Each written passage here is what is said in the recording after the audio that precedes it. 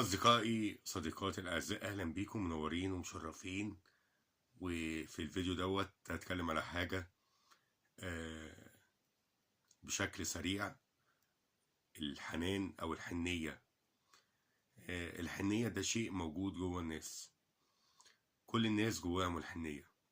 كل الناس جواهم حتة في قلوبهم، في أوضة خفية، في مكان خفي لا يعرف عنه أحد غير الشخص نفسه. الحنية دي مش بتبان إلا من المعاملة. بتبان قد ايه الشخص بيحن على كل شيء. الشخص الحنين بيحن على أسرته، بيحن على جيرانه، بيحن على أصدقائه، بيحن على قرايبه، بيحن على المجتمع كله، لدرجة إن هو ممكن يكون حنين على الجماد وعلى كل شيء وبيتعامل معاه برفق وبحب وبحنية. في ناس بتعتبر إن الحنية ده نوع من أنواع الضعف، وبيكون جواهم حنية ولكن بيظهروا بشكل أقوى وبعنف ويزعقوا ويشخطوا، لكن هم حنينين. فعشان خاطر ما اطولش خالص واحب اقول لك كلمتين واقفل معاك واقول لك مضمون اللي انا عايز اقوله. الحنية مش ضعف، الحنية قوة. الحنية انت بتوديها وبتطلعها من جواك، بترجع لك حب. لكن الأسوأ اللي انت بتطلعها من جواك او بتحاول تطلعها، ثق تماما يا صديقي ان هي تترد لك، وهتترد لك كره. وكره صعب، صعب ان هو يتحس، صعب ان هو يتلمس، صعب ان انت تشوفه، صعب ان انت تشعر بيه، لانه بيكون كره قوي جدا. فان كان في امكانك ان انت يكون عندك حنية، اوعى ترفض ان حنيتك تخرج. الحنية موجودة، ولو انت ما عندكش حنية دور عليها. دور في قلبك لسه في مكان الحنية. حن على اولادك. لو انت اب عاملهم كويس، ما فيهاش مشكلة انك تخش تقول لابنك حبيبي عامل ايه.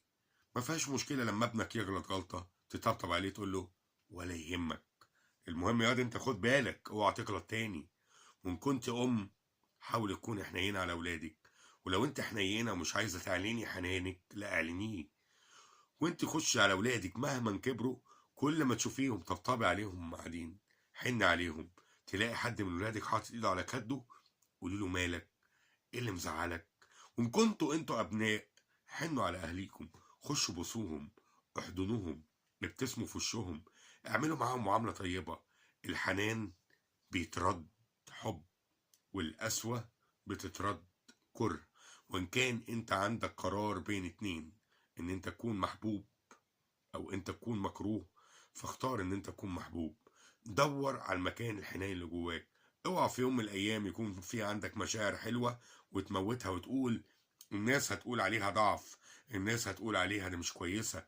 لا، دي مشاعر طيبة، مشاعر كويسة، مشاعر صالحة، ولازم تخرج. وان كنت ما لقيتهاش، وان كنت دفنتها، وان كنت موتها، دور جوه نفسك فين الحتة اللي بتأثر عليك.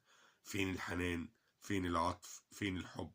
الحنان معناه امان، والقسوة معناها انهيار.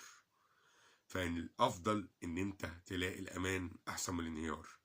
الحنان يبني أسرة، يبني بيت، يبني مجتمع، يبني عائلات.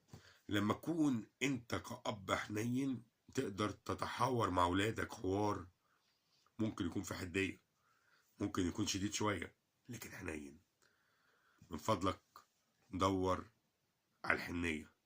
الحنية مش ضعف، الحنية قوة. أتمنى لك من كل قلبي إنك تخرج كل حنان وكل حب وكل لطف وكل حنية جواك. أشوفكم على خير، وياريت ما تنسوش تعملوا لايك، ولو مش مشتركين تشتركوا وتفعلوا الجرس.